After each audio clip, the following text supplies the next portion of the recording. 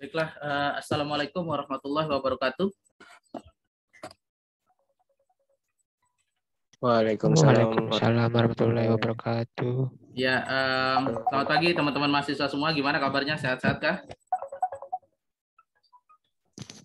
Alhamdulillah Pak, sehat. Oke, baik. Semangat dong ya. Masih pagi. Masih pagi nih ya. Baik, kita langsung saja ya. Sebelumnya saya izin share screen dulu teman-teman mahasiswa.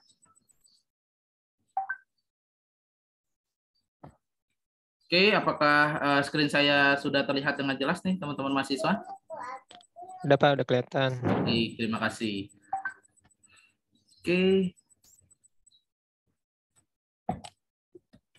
Baik, sebelum kita mulai ya teman-teman mahasiswa, saya menghimbau kepada teman-teman mahasiswa untuk melakukan absensi secara mandiri ya via Olu ya.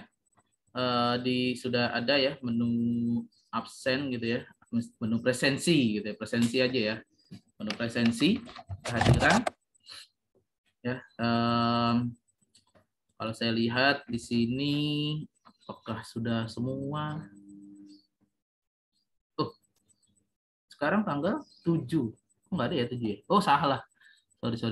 Salah, dia 6B ya, 6B. 6B.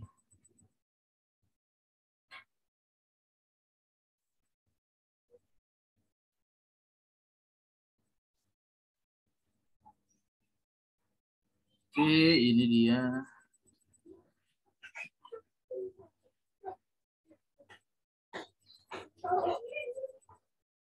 Oke, baik ya. Wah, ini udah ada yang absen nih ya. Ada Akram, Putra Karna, Zikri Aslama, Budi Prabowo, Ikhwan, Rifki Alfiansa, Santoso, Syahril, Wahyudi ya. Baru 9 orang nih yang absen ya. Yang lain pada kemana nih? Oke, baiklah ya. Malah ketutup lagi. Lihat. Baik, kita mulai saja. Bismillahirrahmanirrahim. Innal hamdalillah nahmaduhu wa nasta'inuhu wa nastaghfiruh wa na'udzu billahi min sururi anfusina wa min sayyiati a'malina may yahdihillahu fala mudhillalah wa may yudlilhu fala hadiyalah. Asyhadu an la ilaha illallah wa asyhadu anna Muhammadan abduhu wa rasuluh. Rabbi shrah li sadri wa yassir li amri wa hlul 'uqdatam min lisani yafqahu qawli. Amma ba'd. Pertama-tama marilah kita panjatkan puji dan syukur kita kepada Allah Subhanahu wa taala karena atas berkah dan rahmat serta cucuran nikmat dari Allah kita masih dipertemukan kembali di bulan Ramadan ya, di bulan Ramadan, bulan yang penuh mulia, bulan di mana semua catatan amal kebaikan menjadi pahala yang berlipat ganda gitu ya. Jadi kalau di bulan-bulan sebelumnya atau bulan-bulan lain kita melakukan sebuah kebaikan, ya mungkin saja pahalanya hanya terhitung satu, ya mungkin ya. Tapi di bulan Ramadan itu berlipat ganda, ya bisa 2 atau bahkan dikali 700 dan lain sebagainya ya. Wallahu alam. Tapi yang pasti janji Allah di Qur'annya bahwa bulan Ramadan ini adalah bulan yang mulia. Semua amalan, semua catatan kebaikan itu akan dilipat gandakan ya. Jadi jangan disia-siakan kesempatan ini gitu. Baik. Salawat dan salam juga tercurah kepada uswatun hasanah kita Nabi Muhammad sallallahu alaihi wasallam beserta keluarga, para sahabat dan juga para pengikutnya yang senantiasa istiqomah di dalam menjalankan ajaran-ajaran dan sunnah-sunnah dari beliau, dan semoga saja kita semua yang hadir secara daring di Zoom pada sesi perkuliahan pagi hari ini ya, termasuk kepada pengikutnya yang mendapatkan syafaat dari beliau di hari yaumil akhir nanti. Amin ya rabbal alamin. Baiklah teman-teman mahasiswa yang saya cintai karena Allah Subhanahu wa taala. Hari ini kita di mata kuliah interaksi manusia dan komputer ya, kita sudah masuk ke sesi kelima ya, yaitu sesi kelima di pertemuan kita. Jadi tidak lama lagi kita akan menempuh UTS ya. Baik, seperti biasa visi misi ya dari Prodi Teknik Informatika.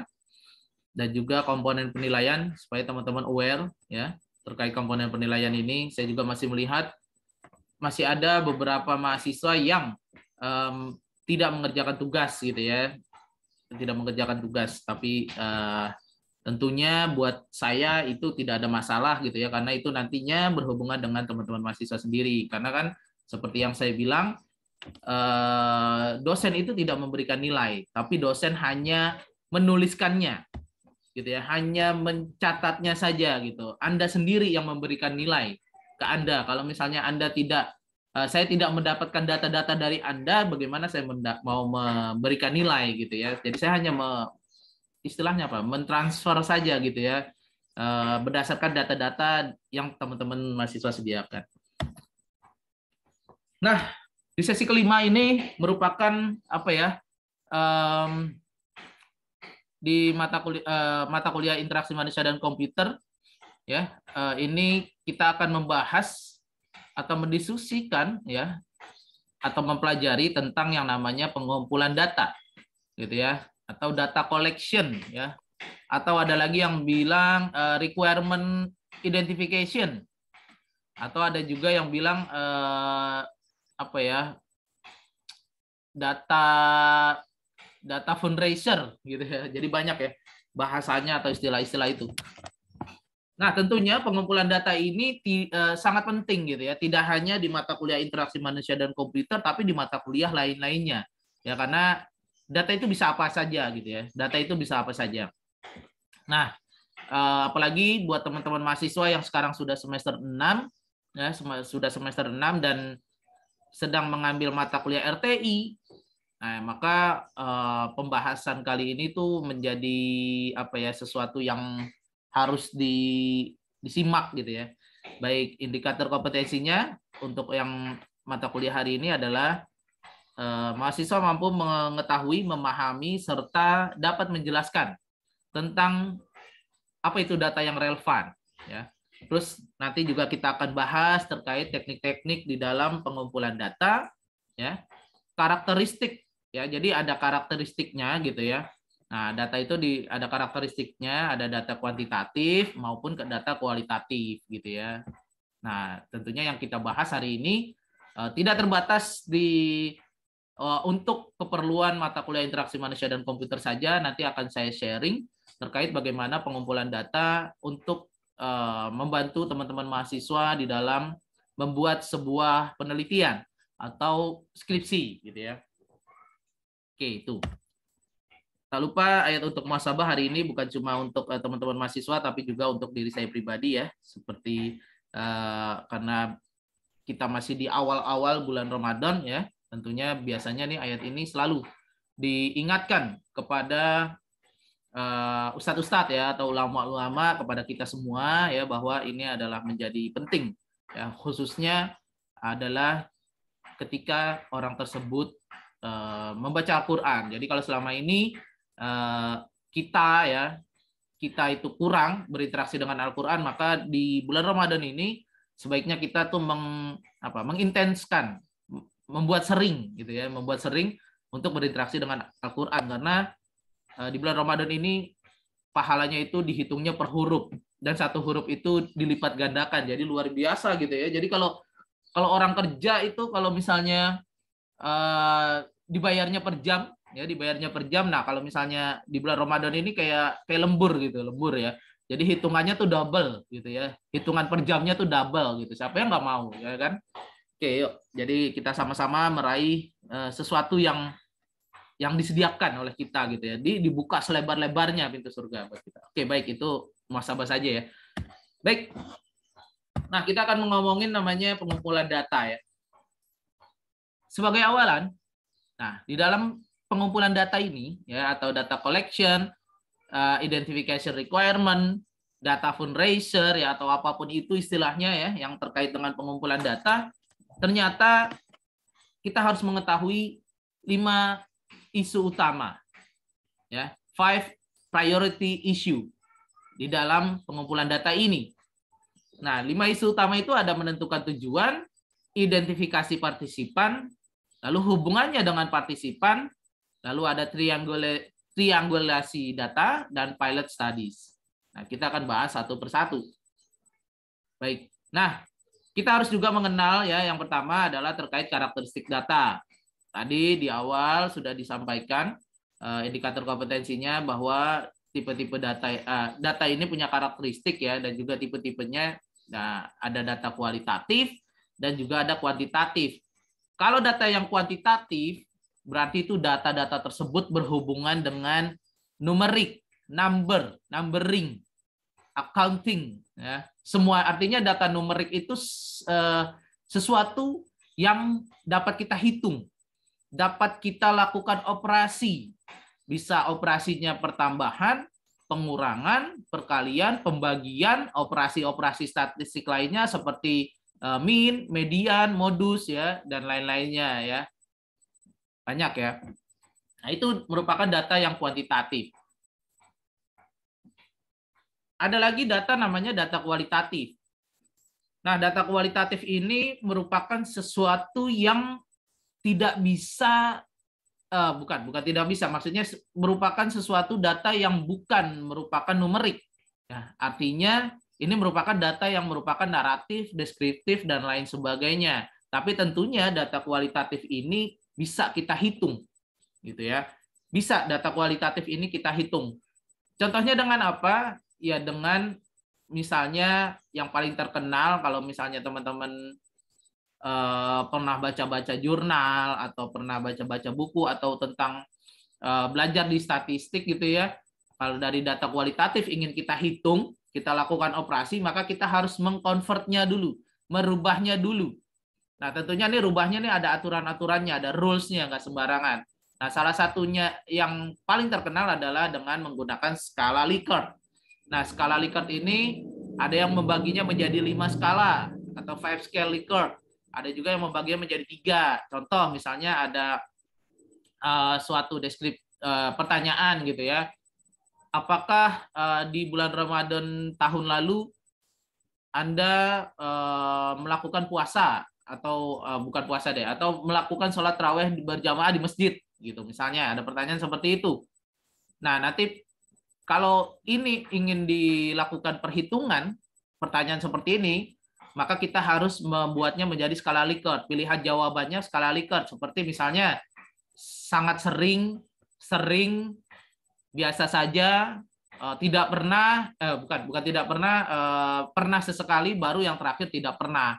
Nah, misalnya tidak pernah itu kita kasih skala 1 gitu ya, pilihan tidak pernah, terus pernah sesekali 2, biasa saja 3, sering 4, lalu sangat sering 5. Nah, itu adalah skala Likert ya. Skala Likert nih bisa dengan mudah kita dapat literaturnya ya dari Google atau dari buku-buku manapun ya. Dan itu lebih mudah dipahami gitu ya. Biasanya untuk ini digunakan juga di dalam membuat kuesioner gitu biasanya ya. Jadi kalau misalnya teman-teman yang sering isi kuesioner, nah, itu udah pernah tuh menemukan contoh-contoh pertanyaan dengan jawaban yang di dalamnya ada dibuat skala Likertnya gitu. Jadi kalau misalnya ada kuesioner yang dikirimkan ke teman-teman, sebisa mungkin isi aja gitu ya, isi aja, toh juga cuma sebentar, dan teman-teman tuh jadi nambah pengalaman. Ya kan, bisa tahu oh ternyata pertanyaan seperti ini nih jawabannya apa gitu ya, ada dikasih pilihannya jawabannya seperti apa gitu ya, jadi bisa memahami gitu ya.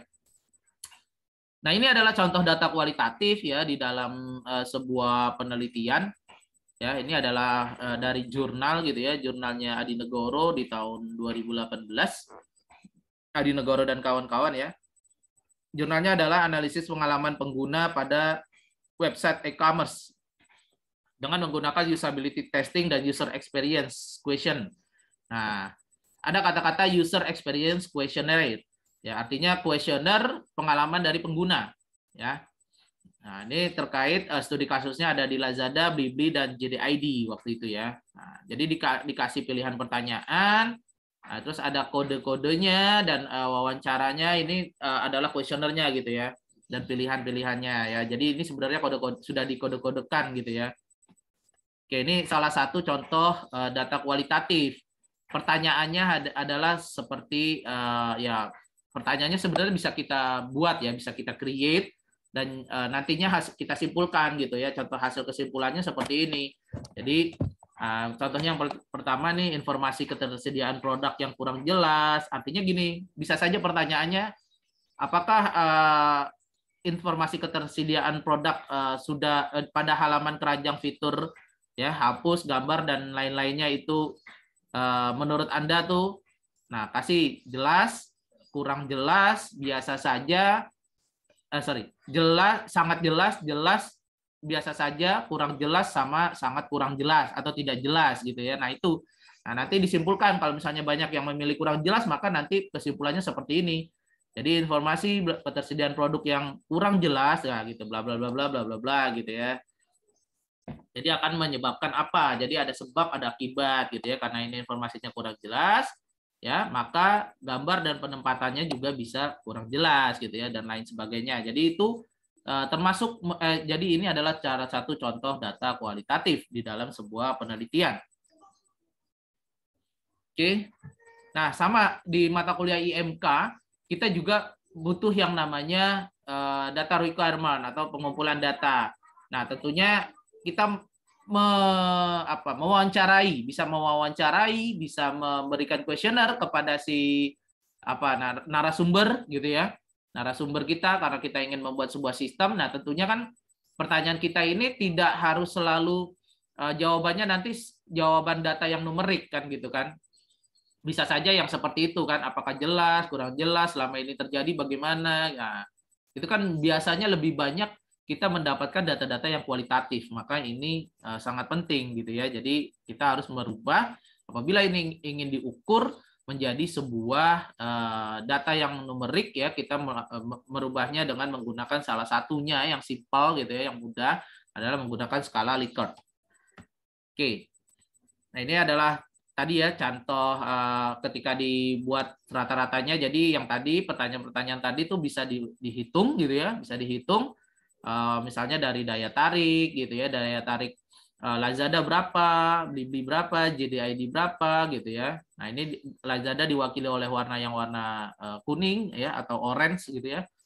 Blibli dengan biru dan JDID dengan merah gitu. Nah, sehingga ini tahu berdasarkan user experience questionnaire atau kuesioner pengalaman dari si pengguna yang telah menggunakan atau telah berinteraksi dengan e-commerce Lazada, Blibli, dan JDID terkait daya tarik, ternyata Blibli itu lebih unggul gitu ya, lebih unggul sedikit dibandingkan keduanya ya, dan lain sebagainya ya. Jadi ada aspek daya tarik, kejelasan, efisiensi, ketepatan, stimulasi, kebaruan.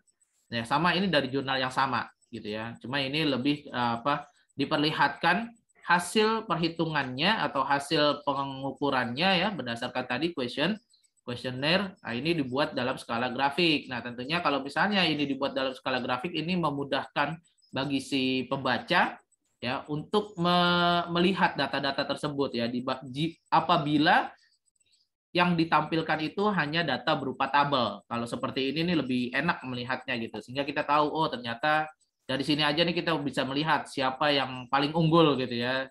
Tapi tentunya dia paling unggul di tempat yang lain, belum tentu di aspek yang lainnya tuh unggul. Nah, metode pengumpulan data ya, itu ada yang online, ada yang offline ya. Jadi ada bisa secara daring, bisa secara luring ya. Boleh saja teman-teman pada saat membuat sebuah penelitian mengumpulkan datanya secara daring, itu diperbolehkan, atau secara luring juga tidak masalah.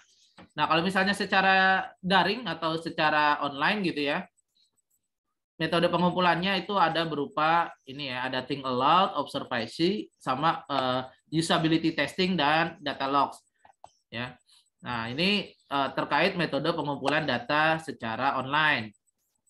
Nah, kalau pengumpulan data secara offline biasanya hanya melalui wawancara dan kuesioner. Ya, tentunya kalau online juga ini ada juga kuesioner gitu ya. Kuesioner secara online gitu ya, secara online-nya ya. Nah, ini lebih spesifik kuesioner yang modelnya di istilahnya apa? Diisi langsung. Ya, di print dan ditulis gitu ya diisi langsung oleh si narasumber. Ya, tentunya banyak ya. Jadi kalau misalnya pengumpulan data, ya pengumpulan data, boleh nggak Pak saya mengumpulkan datanya itu via telepon? Boleh-boleh saja ya, boleh-boleh saja via telepon. Misalnya Anda mewawancarai via telepon ya, nggak apa namanya, tidak tidak bertemu secara langsung via telepon ya, tapi tentunya itu dengan kesepakatan terlebih dahulu dengan si narasumber. Dan jangan terlalu dipikirkan nanti nilainya bagusan mana, pengumpulan datanya yang online sama yang offline. Jangan terlalu memikirkan itu gitu ya, karena semua dua-duanya sama bagusnya. Ya, yang penting nanti dilihat apakah data yang teman-teman dapatkan ini apa namanya sudah memenuhi ya kebutuhan dari sistem yang akan dibuat ya. Sebenarnya tujuannya itu saja, mau pengumpulan datanya online nggak ada masalah, offline juga nggak ada masalah gitu ya. Oke, baik. Yang pertama kalau pengumpulan data online ada namanya metode think aloud ya. Metode yang ini think aloud. Nah, menurut Nielsen ya di jurnalnya tahun 2012 ya, metode think aloud ya mempunyai atau memiliki karakteristik atau ciri-ciri sebagai berikut. Pengguna diminta mencoba prototipe. Jadi sudah ada prototipenya atau istilahnya sistem sampel gitu ya, sistem sampel ya, prototype. Nah, kalau di sistem ya kita nggak perlu membuat sistem yang sudah jadi gitu ya. Kita nggak perlu membuat sistem yang sudah jadi. Jadi karena itu ngabisin waktu kita, jadi kita bikin prototipenya itu menggunakan mockup ya. Kita bikin mockupnya dulu agar si pengguna tuh ada gambaran dulu yang nantinya tuh jadinya tuh seperti apa gitu, ada gambarannya, sehingga nanti si penggunanya tuh bisa memberikan masukan ya, mengutarakan apa yang dipikirkan, itu maksudnya adalah memberikan masukan kepada si pengembang atau developer. Nah, si developer atau UX researcher ya, dia hanya berperan sebagai fasilitator ya. Fasilitator artinya dia hanya memfasilitasi saja, dia hanya membuat mock-up-nya. Terus ketika misalnya ada masukan dari si apa namanya dari si pengguna atau user, nah dia mungkin akan memberikan feedback ya. Jadi ada user kasih masukan, kalau misalnya ditambah satu button lagi untuk apa gitu ya. Nah, itu nanti si developer yang akan memberikan masukan. Mendingan nggak perlu di menu yang ini atau di tampilan yang ini belum diperlukan, nanti aja pas tampilan feedback atau apa gitu ya. Jadi itu kita ada tektokannya gitu atau timbal baliknya, ada feedbacknya gitu, itu enak. Itu tadi adalah metode think aloud. Ya. Nah, think aloud ini menurut Nielsen ya punya kelebihan atau keunggulan.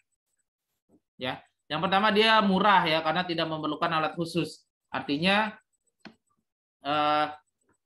apalagi kita membuat prototipenya ini menggunakan Balsamiq ya, kita artinya murah Balsamiq itu free ya, free. Apalagi ada yang versi cloud ya, tentunya memang terbatas sih gitu ya, terbatas, ada subscription-nya dan lain sebagainya, tapi itu masih free juga ya. Kalau teman-teman pakai Balsamiq yang model lama itu masih free gitu ya. Nah, terus fleksibel. Fleksibel ini maksudnya Balsamiq ini nggak mesti, bukan Balsamiq, prototype ini ya, prototype baik itu mockup, kalau di IMK itu ada namanya mockup ya, mockup atau perancangan antarmuka. Dia nggak terbatas hanya keperluan di produk TI saja. Artinya prototype ini kalau misalnya di teknik mesin, nah tentunya bisa juga kita gunakan. Nah, biasanya kalau di mesin itu ada yang namanya gambar desain ya, gambar desain sebelum nanti dibuat mesinnya. Jadi jangan sampai udah dibuat mesinnya dulu, materialnya sudah habis, ternyata penggunanya atau si usernya nggak serak gitu ya. Nah, akhirnya Anda jadi buang-buang cost, buang-buang waktu juga gitu ya, buang-buang tenaga gitu. Jadi dibikin dulu prototipenya, bisa berupa gambar desain ya, gambar desain. Bisa ada 2 dimensi atau 3 dimensi, lebih baik jika 3 dimensi. Nah, sehingga user ada gambaran nantinya mesinnya seperti apa nih gitu ya. Terus ntar Tinggal dijelasin material ini materialnya karbon atau baja atau apa gitu ya. Oke. Terus kita bisa dapat data dan informasi yang lebih meyakinkan kita gitu ya sebagai developer. Artinya si user, oh ya udah oke setuju. Nah, jangan lupa nanti kalau misalnya user sudah setuju, kalau ini hubungannya profesional gitu ya, project yang sifatnya profesional ya harus ada hitam di atas putih. Jangan sampai nanti dia sekarang setuju tapi setelah barangnya jadi ternyata dia nggak setuju gitu ya. Nah, ini harus ada hitam di atas putih. Tapi kalau penelitian, misalnya penelitian untuk keperluan skripsi saja ya, kalau misalnya si pengguna atau calon penggunanya ya usernya sudah setuju ya nggak perlu ada hitam di atas putih menurut saya sih ya. Oke, cukup apa agreement saja lah gitu ya. Terus juga prototyping ini ya, metode think aloud ini mudah dipelajari ya karena sederhana ya, itu tadi karena kita cukup membuat prototype. Lalu metode observasi. Observasi ini ada 3 lagi kategorinya ya. Jadi observasi ini ada beberapa dan ada jenis-jenisnya. Ada observasi langsung ya, observasi langsung di lapangan. Nah, tentunya observasi langsung di lapangan ini kalau di IMK ya, di IMK ada yang namanya structuring framework. Nah, ini lebih ke sistem-sistem yang memang dia menggunakan framework ya. Jadi misalnya nanti sistem tersebut ya bisa dijalankan di framework apa saja. Apakah di Java bisa juga, di framework Windows bisa, frameworknya Linux bisa ya, frameworknya .NET bisa ya dan lain sebagainya ya. Jadi itu harus ada kejelasan. Nah, ini bisa kita lakukan atau kita dapatkan informasi ini ketika kita observasi lapangan ya, langsung di lapangan gitu ya. Karena kita melihat sistem yang selama ini digunakan ya, yang sedang digunakan di perusahaan atau oleh user lah gitu ya, oleh user itu selama ini menggunakan structuring framework apa saja gitu ya. Terus kita bisa juga mendapatkan info terkait jumlah user yang akan menggunakan nantinya ya. Nah, jumlah user yang akan menggunakan. Jadi sistem yang akan kita buat ini nantinya digunakan oleh seberapa banyak usernya. Nah, tentunya nanti akan berhubungan dengan database ya. Bagaimana kita mendesain sebuah database. Nah, mungkin teman-teman sudah diajarkan bagaimana mendesain sebuah database yang apa istilahnya, yang scalable.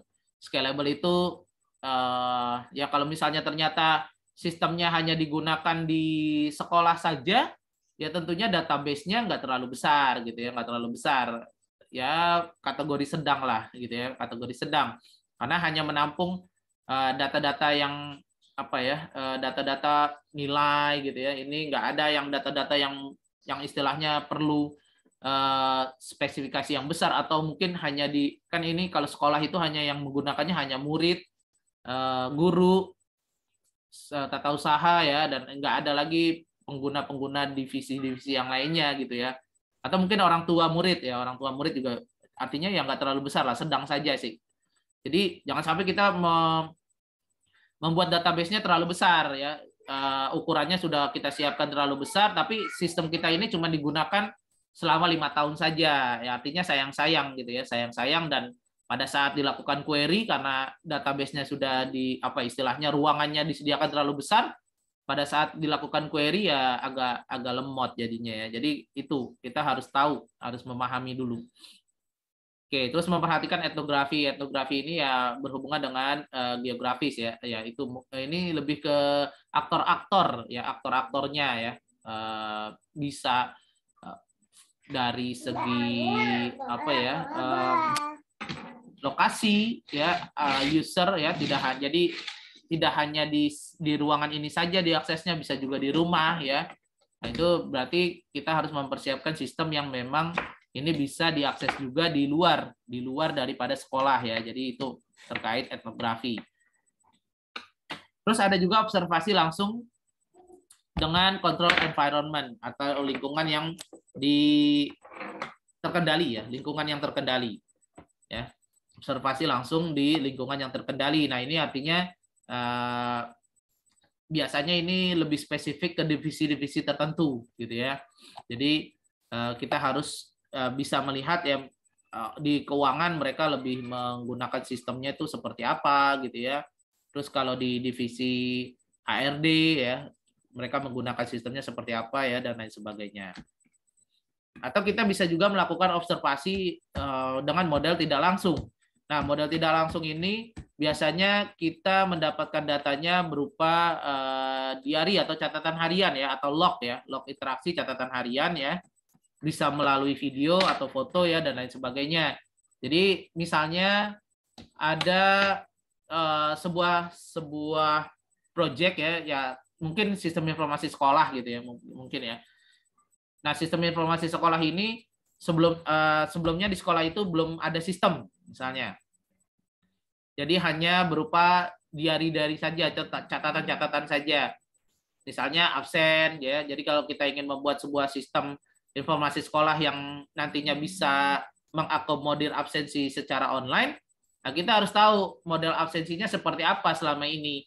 Ya kan? Nah, ternyata masih manual sistem absensinya. Nah, kita cek manual itu yang dibutuhkan absensi apa saja. Oh, biasanya dari form absennya tuh terlihat tuh field apa saja yang dibutuhkan ya. Ada nama siswa, nomor induk siswa ya, terus apalagi tuh ada hari kah atau tanggal kah atau ada paraf kah gitu ya dan lain sebagainya. Nah, ini termasuk diary atau catatan harian ya atau bisa dibilang log ya. Kalau di bahasa sistemnya itu log ya.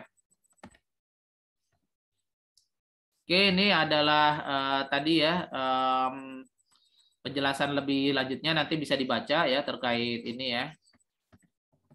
Oke. Terus metode pengumpulan data lainnya adalah usability testing. Nah, usability testing ini mempunyai ciri-ciri juga atau karakteristik ya. Yang pertama sama, masih menggunakan prototype. Nah, tapi bedanya prototype ini ketika si user menggunakan prototipenya, behavior-nya atau kelakuannya ya atau kebiasaannya ya, behavior itu direkam atau dianalisis atau dicatat lah, direkam atau dicatat terus kita analisis ya. Ya, contohnya seperti ini. Misalnya siswa ketika itu ada prototipenya ya, ada prototipenya mau absen gitu ya, terus mereka biasanya mau ngapain? Nah, kalau misalnya di absen itu selain absen mereka apa ya? Ada bisa edit mungkin ya, mungkin bisa edit absennya kalau misalnya atau nggak bisa edit gitu ya, tergantung saja sih gitu permintaan dari si user atau biasanya kalau terkait absen ini guru ya yang lebih sering gitu ya, sebaiknya ini apakah siswanya bisa mengeditnya atau tidak gitu ya, hanya menandakannya saja gitu ya. Atau misalnya pada saat fitur pengerjaan tugas. Nah, pengerjaan tugas ini kita bisa mencatat behavior juga gitu ya pada saat siswa mengerjakan tugas ya, apakah tugasnya langsung dikerjakan di situ ya, langsung dikerjakan langsung di sistem itu atau dikerjakannya terpisah ya, bisa dengan menggunakan Word atau Excel gitu ya, dan nanti file Word atau Excel-nya di-upload ke sistem tersebut. Nah, itu merupakan sebuah behavior, sebuah kelakuan atau kebiasaan gitu ya. Nah, itu perlu kita catat ya. Nah, itu tentunya kita mendapatkan masukan-masukan seperti itu. Bisa juga melalui wawancara juga sih bisa ya, wawancara terkait aktor-aktor itu ya, guru dan lain sebagainya, atau bisa juga menggunakan usability testing ya, prototype itu. Tapi tentunya kalau usability testing ini kalau pencatatannya secara otomatis itu kita harus buat sistem yang memang khusus prototype. Tapi kalau misalnya pencatatannya kita nggak ingin membuat sistem yang prototype yang sistem yang memang otomatis mencatat itu, maka kita harus lakukan secara manual pencatatannya, kita catat gitu ya. Oke. Nah, tentunya si developer berperan sebagai test moderator ya, yang memberi task. Jadi kita dampingin ketika ada prototype, silakan nih Pak, atau guru misalnya kita mendampingi guru. Nih Pak, ada menu pengisian nilai. Nah, kita catat tuh. Kita hanya bilang pengisian nilai. Nanti Bapak untuk mengisi nilai sebelumnya Bapak masukkan atau milih mata kuliah Bapak gitu ya, atau milih mata pelajaran, mapel Bapak, terus nanti langsung masukkan aja komponen-komponen penilaiannya. Nah, kita catat mereka ngapain dulu. Apakah mereka kebingungan? Catat. Mereka bingung karena apa gitu ya. Menunya kurang jelas atau instruksinya terlalu kompleks ya atau ribet ya dan lain sebagainya. Kita catat. Yang pasti kita hanya sebagai tes moderator saja ya, pendamping gitu ya, pendamping. Keunggulan dari usability testing, kita dapat feedback yang secara kualitatif ya, lebih dalam kita dapat feedbacknya. Yang pasti ya kalau feedbacknya secara kualitatif ini bisa membantu meningkatkan kualitas dari sebuah desain di IMK ini ya, karena kita akan sering dapat feedback dari si pengguna ya. Karena mereka, oh iya, ini sistemnya seperti ini, udah lebih tergambar lah sistemnya. Terus yang kita ukur itu bukan berdasarkan preferensi, bukan berdasarkan keinginannya dari si pengguna, tapi yang kita ukur kalau di usability testing ini adalah behavior-nya, kebiasaannya, gitu ya, kebiasaannya, kemungkinan kebiasaan sebenarnya, kemungkinan kebiasaan dari sistem yang akan dibuat ya, karena ini masih prototype. Nah, terus kelebihannya lagi adalah membantu si developer untuk fokus pada fitur-fitur tertentu yang memang ini menjadi prioritas ya. Jadi kita bisa saja membuat, wah ada beberapa fitur banyak ya, tapi tentunya karena ya beda-beda orang, beda-beda user, ya tentunya ada beberapa fitur yang ternyata nggak digunakan, ya udah akhirnya ini nggak usah ya, kita dapat gambarannya gitu ya. Jadi kita pada saat kita bikin sistem yang sebenarnya ya kita nggak perlu nambahin sistem-sistem yang memang nantinya nggak digunakan gitu ya oleh si user.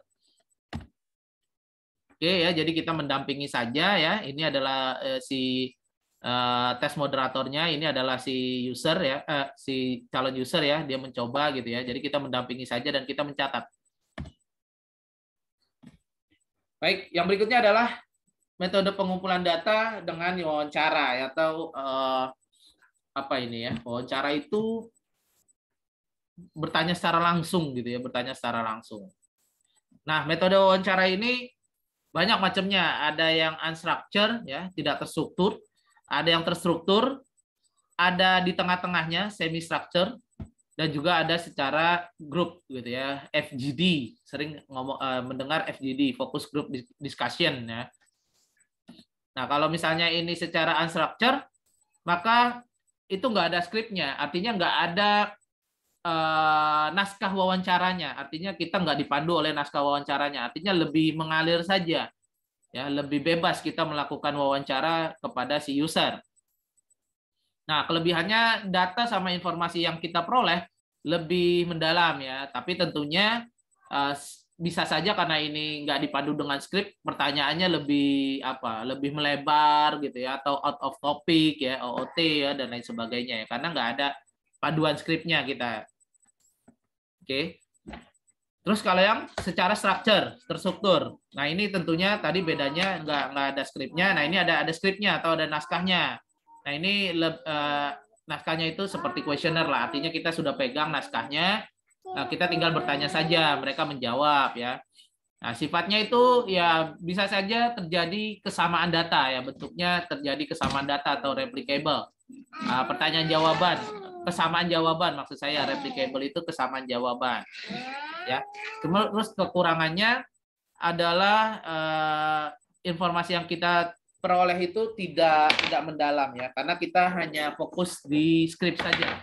Ya bisa saja skrip wawancara yang kita buat itu tidak mendalam gitu ya. Nah, makanya tentunya ini kalau ingin menggunakan wawancara secara langsung, tentunya kita harus persiapkan skripnya dengan baik ya, agar informasi yang kita dapatkan itu bisa lebih dalam ya, bisa lebih detail istilahnya gitu ya. Terus semi structure. Nah, semi structure ini di tengah-tengahnya dia dipandu skrip juga, tapi pertanyaannya itu bisa kita gali lebih dalam gitu ya. Nah, ini di tengah-tengah ya. Biasanya sih banyak yang menggunakan ini ya, tapi tentunya ini semi structure ini membutuhkan waktu yang lebih lama ya, karena ya itu tadi dia udah berjalan sesuai skrip tapi digali lebih dalam lagi gitu ya. Kalau yang tadi yang unstructured dia tidak ada skripnya tapi dia menggali lebih dalam, tapi karena nggak ada skripnya ya bisa saja ada beberapa pertanyaan yang informasi yang tadinya kita ingin dapatkan, begitu kita udah sampai kantor, oh ternyata saya belum nanyain yang ini gitu ya. Jadi ada sesuatu yang miss gitu ya. FGD ini dilakukan secara berkelompok ya. Bedanya tadi mungkin wawancara ini dilakukan person by person, tapi kalau FGD ini dilakukan secara benar-benar kelompok ya, massal gitu ya, massal. Nah, sehingga nantinya tapi ini hanya membahas topik tertentu saja ya. Nah, kelebihannya adalah kita dapat informasi dari berbagai sudut pandang. Nah, kekurangannya adalah kita nggak dapat detail ya, karena kita dapat dari berbagai sudut pandang secara langsung, secara bersamaan ya. Itu artinya kita kekurangannya adalah kita nggak bisa dapat informasi yang lebih detail terkait sudut pandang, misalnya sudut pandang dari kepala sekolah ya itu, karena kita dapetin oh ternyata dari orang tua siswa pengennya begini ya gitu. Kita dapat secara bersamaan seperti itu, maka kita nggak secara detail dari sudut pandang tertentu kita nggak dapat. Oke. Terus tipe-tipe pertanyaan ada yang modelnya open sama yang close ya. Jadi sebenarnya pertanyaan ini nggak perlu dipusingin apakah pertanyaannya tutup terbuka ya, mengalir saja kalau menurut saya sih. Yang penting Anda dapat informasinya secara detail ya. Oke, nah ini adalah hindari sesuatu yang harus dihindari pada saat wawancara ya. Misalnya pertanyaannya adalah yang panjang ya. Anda harus menghindari pertanyaan yang panjang dan membingungkan. Ya, karena yang kita wawancarai ini bisa saja mereka punya agenda lain gitu ya. Jadi kita sebisa mungkin pergunakan waktu yang telah diberikan oleh si user ya untuk diwawancarai, ya kita pergunakan sebisa mungkin ya dengan baik. Karena mereka mungkin ada agenda lain. Oke, terus ada double barrel. Artinya gini, ada model pertanyaan yang sama, ada model pertanyaan yang mirip. Nah, itu harusnya bisa dijawab sekaligus gitu. Tapi ternyata jadi 2 pertanyaan atau 3 pertanyaan. Nah, ini istilahnya double barrel gitu ya. Terus ada jargon sama istilah yang nggak umum ya. Ya karena mungkin teman-teman ini sifatnya milenial gitu ya, milenial, dan yang diwawancara ini adalah mungkin beda zaman, ya, beda zaman. Jadi muncul istilah atau jargon yang nggak umum ya. Nah, itu harus dihindari. Jadi sebaiknya menggunakan istilah-istilah atau yang memang sudah sesuai gitu ya, sesuai kaidah bahasa Indonesia yang baku gitu ya. Oke. Terus jangan sampai mengandung bias ya, jangan mengandung bias atau sesuatu yang ini jawabannya nantinya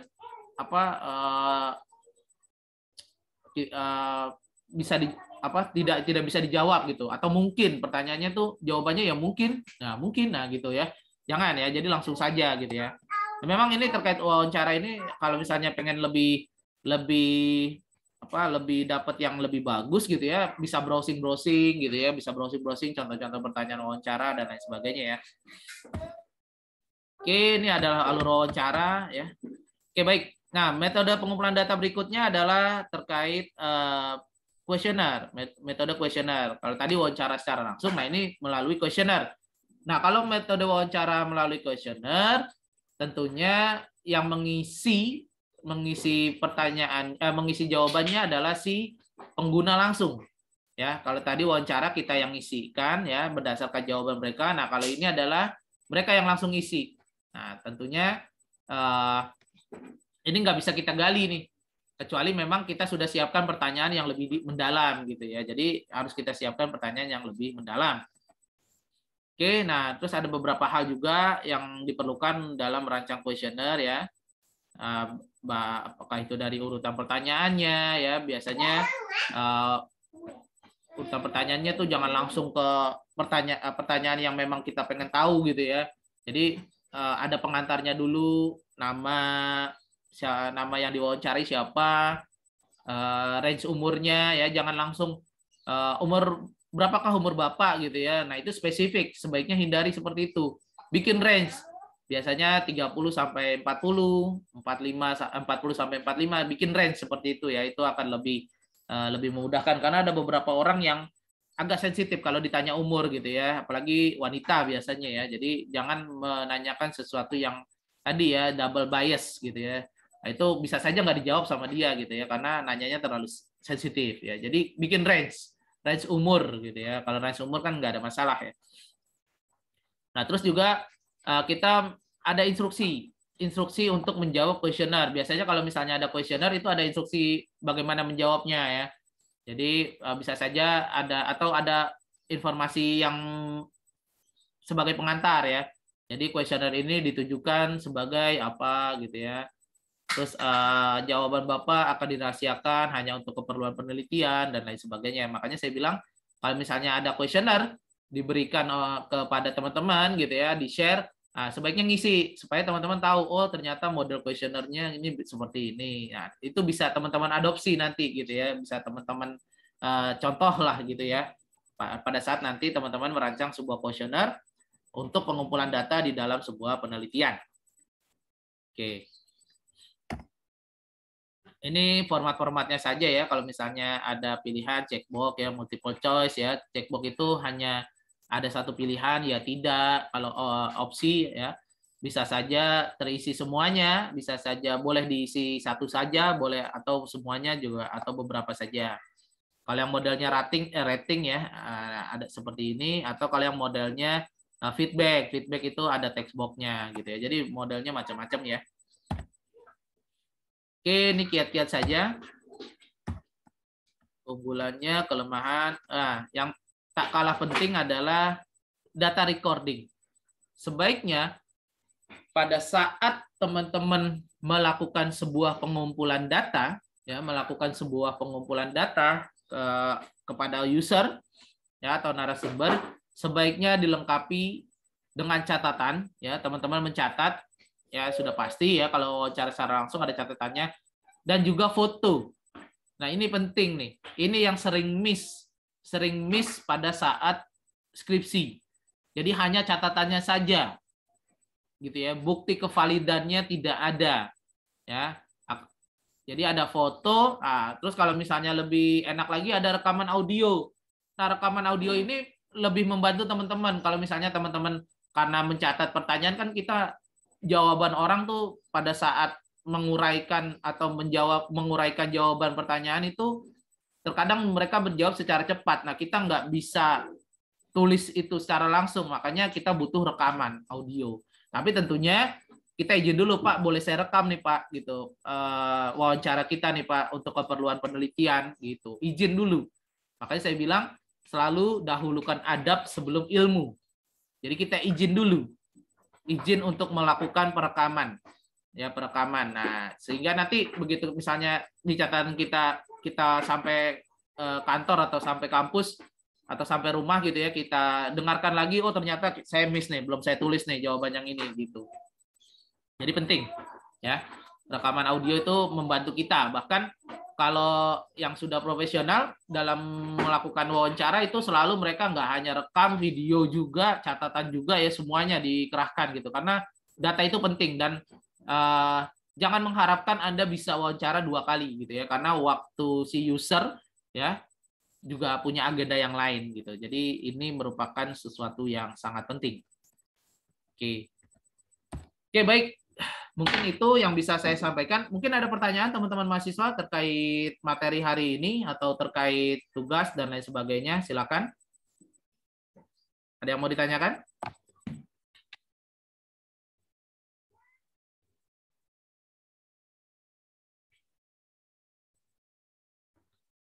Oke, nggak ada pertanyaan? Ada Pak. Oh ya boleh, silakan Hasbi. Wah, Hasbi nih.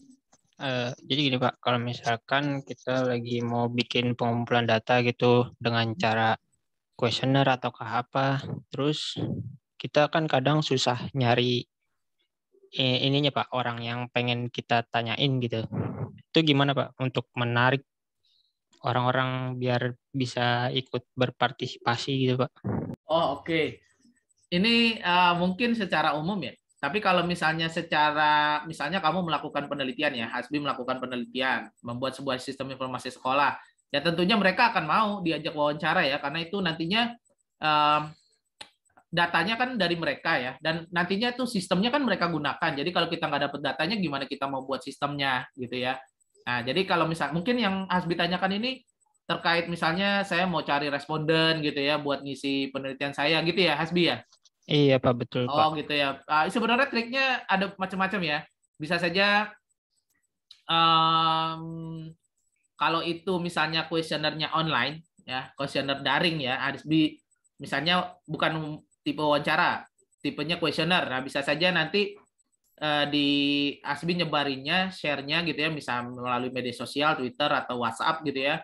Nanti di bawahnya itu sering 50 responden pertama akan mendapatkan voucher pulsa gitu ya, senilai berapa gitu ya, 20.000 gitu ya.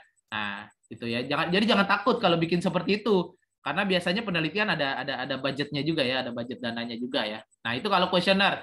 Kalau wawancara, kalau saya biasanya ya, tapi saya jarang sih karena saya biasanya lebih ke sistem ya, karena artinya pengguna yang user yang saya wawancarai juga mereka sudah tahu gitu. Oh iya, karena dia mau bikin sistem saya, jadi saya harus bersedia buat wawancara gitu ya. Nah, kalau misalnya dulu pernah saya melakukan seperti itu ya, yang Hasbi maksud, biasanya saya pakai souvenir sih.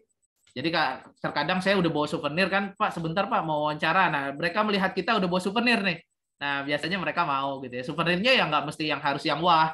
Biasanya kita bikin saja itu gelas kita print gitu ya. Gelas di print yang kayak print buat di kaos gitu ya. Printnya print logo kampus atau apa. Biasa mereka kan senang tuh kalau dapat gelas gitu ya. Biasanya gitu. Itu dan gelas juga kan nggak terlalu mahal gitu ya. Cuma satu bijinya waktu itu saya cuma berapa gitu ya. Nggak nyampe 20.000 gitu. Ya. Nah gitu, kalau kita udah bawa souvenir kan ya, kita tenteng aja Pak, mau melakukan wawancara buat keperluan penelitian saya nih gitu kan ya. Wah itu biasanya mereka dapat gelas nih gitu ya, lumayan buat ngopi lah gitu ya. Mungkin itu ya mungkin Asbi ya. Tapi kalau ini secara sistem, Anda ingin membuat sebuah sistem informasi sekolah, maka kita harus wawancarai aktor-aktornya. Ya pasti mereka bersedia karena ini nanti berhubungan dengan mereka yang akan menggunakan. Jadi kalau mereka nggak memprovide kita data, ya artinya sistem yang kita buat nantinya udah jadi mereka nggak bisa protes gitu ya, karena mereka nggak mau diwawancara gitu ya, mereka nggak mau memberikan data, ya udah kita bikin sistemnya berdasarkan intuisi kita, berdasarkan insting kita, begitu udah jadi jangan protes gitu, karena saya nggak dapet data dari bapak atau ibu gitu aja. Oke baik, ada lagi? Oke Pak, terima kasih banyak Ya Pak. sama-sama Hasbi feedbacknya ya.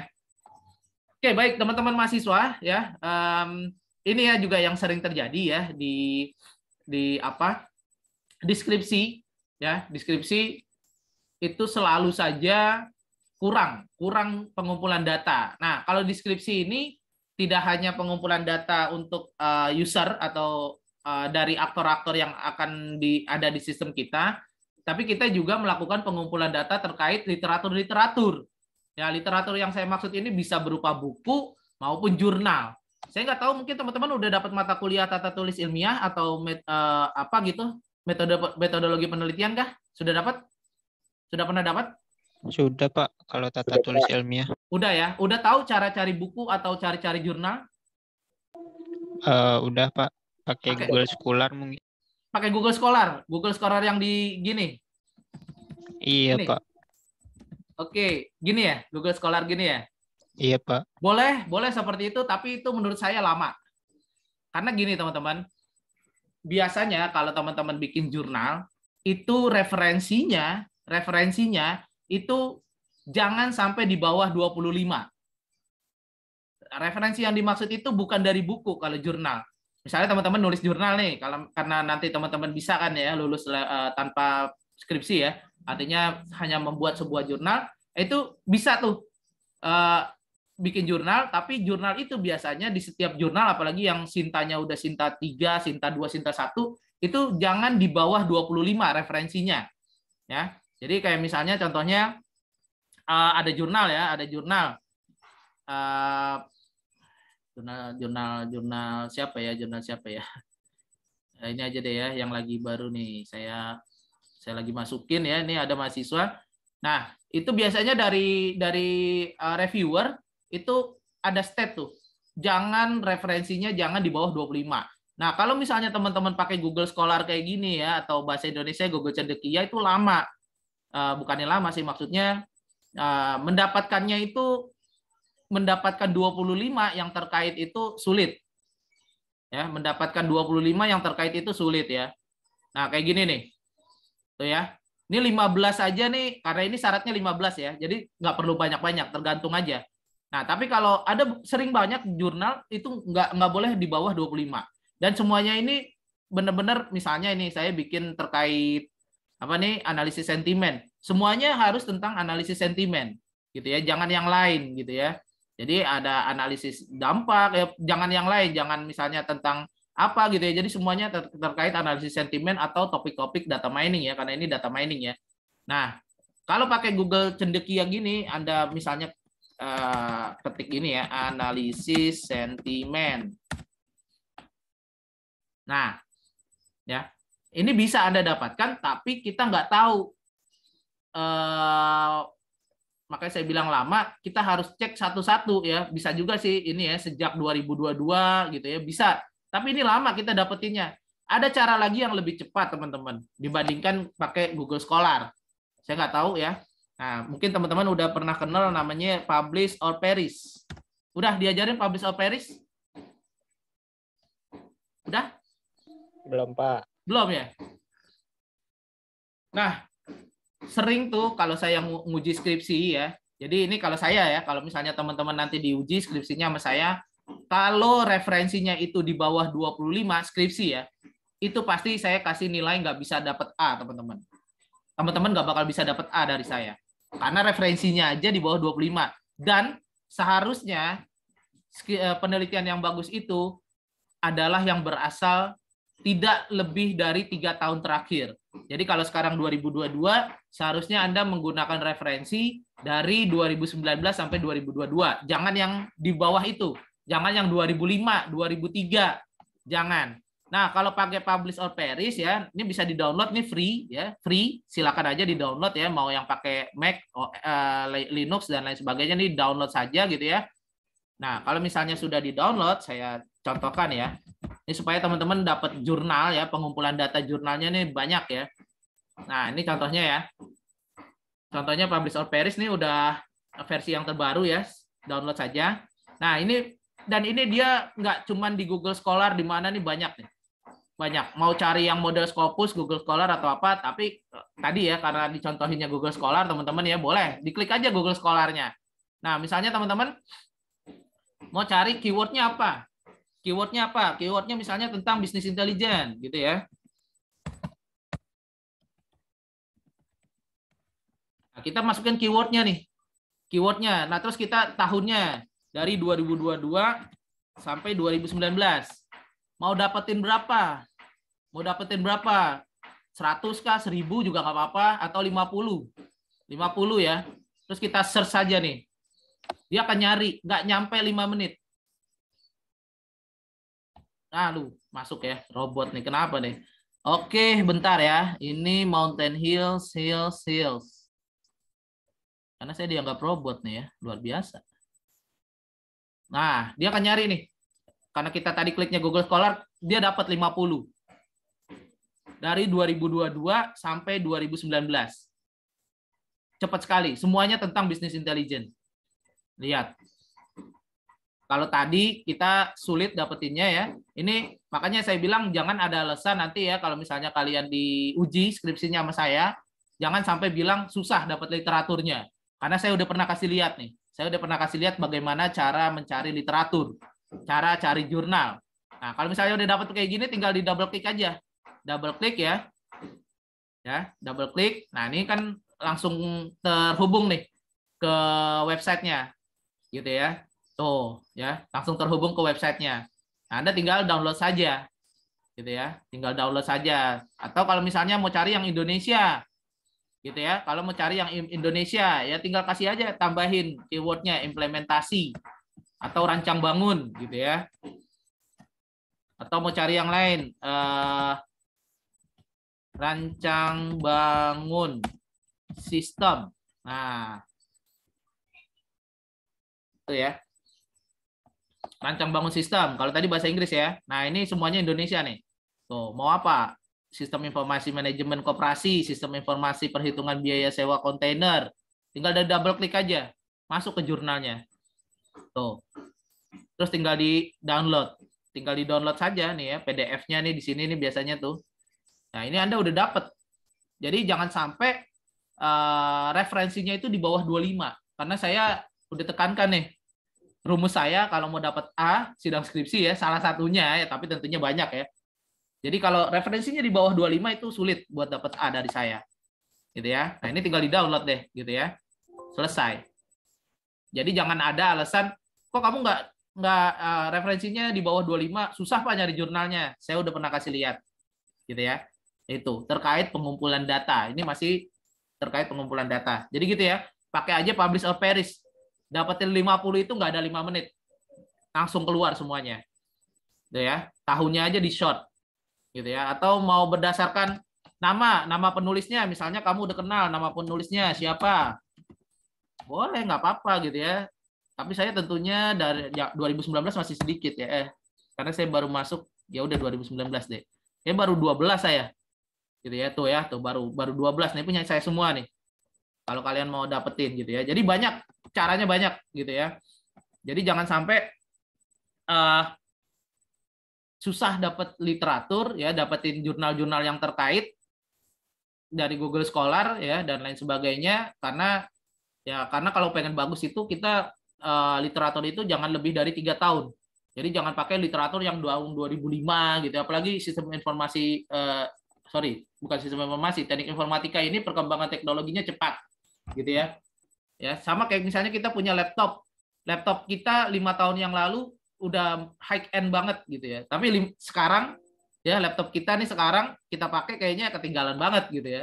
Speknya ketinggalan banget, pada waktu kita beli 5 tahun yang lalu itu sudah merupakan yang high end gitu ya. Tapi sekarang udah ketinggalan. Ya karena itu perkembangan teknologi informatika ini sangat cepat. Jadi untuk referensi juga sebaiknya tidak lebih dari 3 tahun terakhir untuk referensi. Oke, jadi pakai aja publish or perish, itu lebih mudah, gitu ya. Oke, baik. Oh iya, tugasnya Anda diminta melakukan pengumpulan data ya terkait perpustakaan UHAMKA, ya terkait perpustakaan UHAMKA. Nah, upload di. Oke, baik, teman-teman mahasiswa.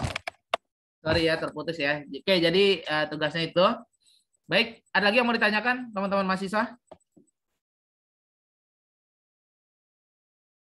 Oke, kalau misalnya nggak ada, saya menghindau. Ya, gimana? Tadi tugasnya belum ke ini Pak, putus soalnya. Oh, putus ya? Oh, sorry. Tugas ya. Oke, baik. Jadi teman-teman mahasiswa ya, tugasnya adalah Anda diminta melakukan pengumpulan data ya terkait misalnya Anda dapat project ya, membuat sebuah sistem informasi perpustakaan ya. Nah, Anda diminta melakukan dengan cara benchmarking ya atau prototyping lah gitu ya. Ya membandingkan dengan yang sudah ada nih sistem informasi perpustakaan UHAMKA gitu ya. Anda bikin yang model mirip-mirip aja gitu ya daripada ribet-ribet. Nah, ini Anda melakukan pengumpulan data dulu gitu ya. Nah, Anda yang dijawab hanya yang di sini aja, yang pertanyaannya. Nah, Anda boleh jawab langsung. Boleh jawab langsung di sini ya, tambahin apa gitu, text box atau apa gitu ya.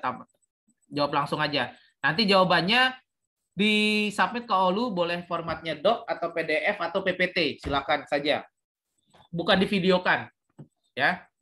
Oke, dan jangan lupa di awal gitu ya, di awal selalu ada judul, isinya itu ada NIM semua anggota timnya, ya, NIM dan nama dan juga kelasnya ya. Oke, baik. Ada yang mau ditanyakan, teman-teman? Oke, nggak ada? Tidak, Pak. Oke, baik ya. Sepi sekali nih kelasnya ya. Baik, itu saja yang mungkin yang dapat saya sampaikan. Saya mengucapkan terima kasih kepada teman-teman yang sudah hadir di sesi perkuliahan pagi hari ini. Jangan lupa melakukan absensi secara mandiri via OLU dan jangan lupa mengerjakan tugas-tugasnya. Marilah kita akhiri sesi perkuliahan kita dengan sama-sama membaca hamdalah. Alhamdulillahirabbil alamin. Kita tutup dengan doa kafaratul majlis. Subhanakallahumma wa bihamdika asyhadu alla ilaha illa anta astaghfiruka wa atubu ilaik. Lebih kurangnya saya mohon maaf, yang salah datangnya dari diri saya pribadi, yang benar selalu datangnya dari Allah Subhanahu wa taala. Nasrul minallah wa fathun qarib wa basyiril mu'minin. Billahi bisabilil haq fastabiqul khairat. Wassalamualaikum warahmatullahi wabarakatuh. Waalaikumsalam warahmatullahi Oke, terima kasih teman-teman mahasiswa. Jangan lupa absen ya. Saya akhiri ya sesi perkuliahannya. Iya, Pak.